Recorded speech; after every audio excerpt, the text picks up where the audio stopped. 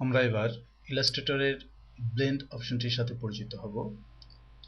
ইলাস্ট্রেটরে blend অপশনের মাধ্যমে আমরা একটি অবজেক্ট থেকে অপর আরেকটি অবজেক্টকে মিশিয়ে ফেলতে পারি, অর্থাৎ একটির সাথে আরেকটি অবজেক্ট মিশে গিয়ে একটি ব্লেন্ড ইফেক্ট তৈরি করে। আমরা এবার দেখব যে কিভাবে আমরা এই ব্লেন্ড ইফেক্টটি ইলাস্ট্রেটরে তৈরি করতে পারি। এই জন্য আমাদের প্রথমে যে দুটি অবজেক্টকে আমরা ব্লেন্ড করতে চাই সে দুটি অবজেক্টকে নির্বাচন করব।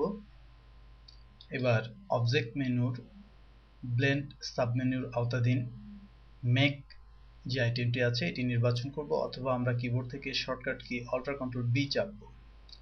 লক্ষ্য করুন আমার দুটি অবজেক্ট এখানে ব্লেন্ড হয়ে ঠিক এই কালার থেকে আমার অপর যে অবজেক্টটি ছিল তার কালারে সে ব্লেন্ড হয়ে গেছে। এখানে একটি ব্লেন্ড ইফেক্ট তৈরি হয়েছে। একইভাবে আমরা নিচের দুটি অবজেক্টকেও যদি আমরা ব্লেন্ড করি তাহলে দেখব এই অবজেক্টটি মূলত এই অবজেক্টের সাথে একটি গ্রেডিয়েন্ট ইফেক্ট তৈরির মাধ্যমে ব্লেন্ড হবে। আমরা এই কাজটি করার জন্য শিফট চেপে দুটি অবজেক্টকে নির্বাচন করলাম, অর্থাৎ আমরা কোনো একটি অবজেক্ট সিলেক্ট থাকা অবস্থায় শিফট চেপে ধরে আরেকটি অবজেক্ট যদি ক্লিক করি সেক্ষেত্রে দুটি অবজেক্টই নির্বাচন হবে। এবার আমরা অবজেক্টের ব্লেন্ড মেনু মেক নির্বাচন করে অথবা শর্টকাট কি Alt+Ctrl+B, আমি এবার শর্টকাট কি চেপে আপনাদের ইফেক্টটি করে দেখাচ্ছি।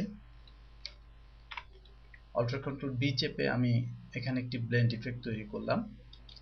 লক্ষ্য করুন এখানে আমরা একটি ব্লেন্ড ইফেক্ট পাচ্ছি। আমরা এবার আরো একটি ব্লেন্ড ইফেক্ট তৈরি করব। এই জন্য আমি একটি নতুন শেপ নিচ্ছি, আমি একটি স্টার শেপ নিচ্ছি এখানে। ঠিক একইভাবে এখানে আরো একটি স্টার শেপ নিচ্ছি।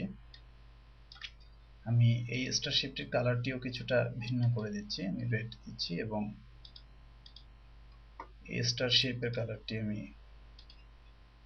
সবুজাভ একটি কালার দিলাম।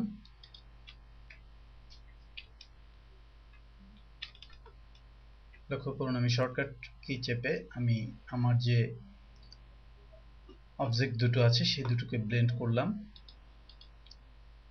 এখানে লক্ষ্য করুন আমি যখন এই ব্লেন্ড ইফেক্টটি প্রয়োগ করছি তখন এই অবজেক্ট দুটোর মাঝখানে একটি পাথ তৈরি হচ্ছে। এই পাথটি মূলত স্বয়ংক্রিয়ভাবেই ইলাস্ট্রেটর তৈরি করে ফেলে।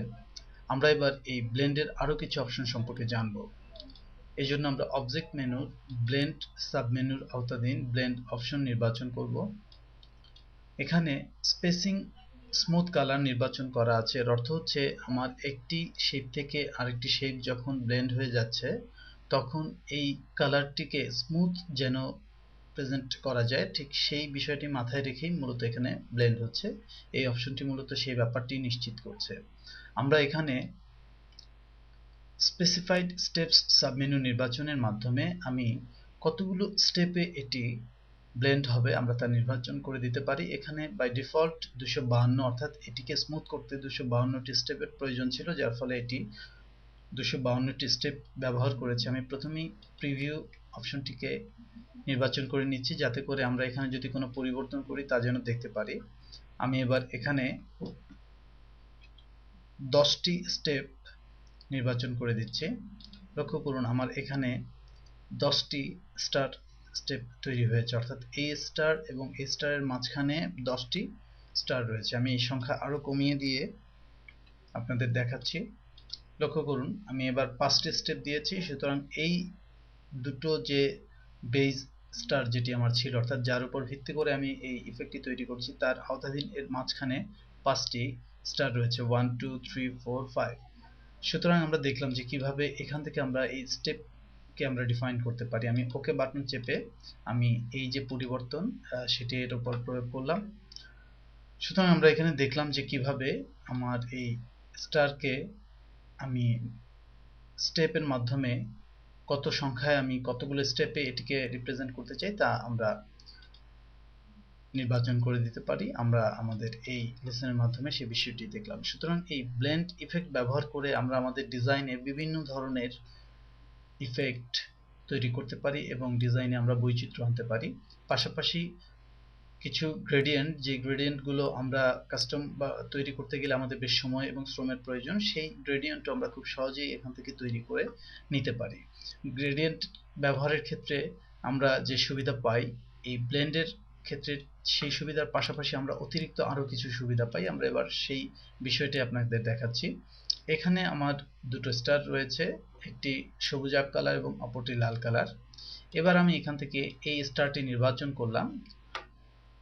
লক্ষ্য করুন এখানে স্টারটি এখন সবুজাভ কালার আছে, সুতরাং সবুজাভ কালার থেকে শুরু করে এটি লালের দিকে ব্লেন্ড হয়ে গিয়েছে। আমি এবার এই কালারটিকে আমি ব্লু কালার করে দিচ্ছি। লক্ষ্য করুন যখনই আমি এই বেজ স্টারের কালারটি ব্লু করছি তখন এই ব্লু থেকে শুরু করে এটি রেডের দিকে ব্লেন্ড হচ্ছে। এর অর্থ হচ্ছে এই যে ব্লেন্ডটি, এটি একটি ডাইনামিক ফিচার। ফলে আমি যখন এই ব্লেন্ডে আমার বেস স্টার সমূহের কালার পরিবর্তন করব, আমি এখানে আবার একটি কালার চেঞ্জ করে দেখাচ্ছি আপনাদের পার্থক্যটি, তখন এটি মূলত এই কালার এবং এই কালারের মাঝখানের যে স্টেপগুলোকে স্বয়ংক্রিয়ভাবে আপডেট করে দিবে এবং এই কালার অনুযায়ী মূলত ব্লেন্ডটি হবে। আমরা এই ভিডিও লেসনটির মাধ্যমে ইলাস্ট্রেটরের ব্লেন্ড অপশনটি আশা করি আয়ত্ত করতে পারবো এবং এটি ব্যবহার করে আমাদের ডিজাইনকে আরো বেশি সুন্দর করে তুলতে পারবো।